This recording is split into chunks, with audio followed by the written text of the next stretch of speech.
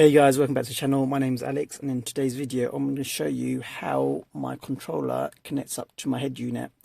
So that kind of gives you that flexibility if the person at the back wants to, navigate on your head unit, but they're at the back and they can't touch this touch screen.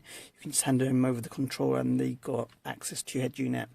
So there's many ways of doing it. The one I purchased was a controller that kind of works with my Android, Microsoft, Xbox, and like your media center.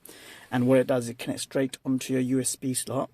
Luckily, I've got it at the front. Some people have to do it from the back using wires, but I've got this one because I don't need to fiddle around with any Bluetooth or anything like that.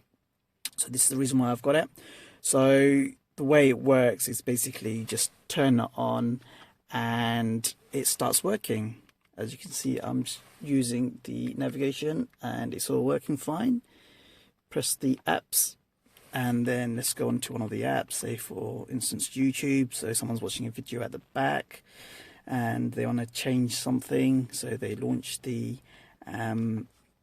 YouTube app and then they press search and then they can search for whatever they want. So I don't know, let's look at boxing for instance. So watch the AJ fight the other night, so let's see if there's any kind of replays or highlights. So you can see here, so as you can see, it's quite easy to navigate with. I'm going to pause it for a second because I don't want to get done for any copyright, but as you can see, that's how it works. Like I said, there's many kind of controllers and stuff on the market. You can use your PS or your Xbox controller, but you have to use a Bluetooth connection. A little bit more fiddly, but it's not that difficult if you know what you're doing.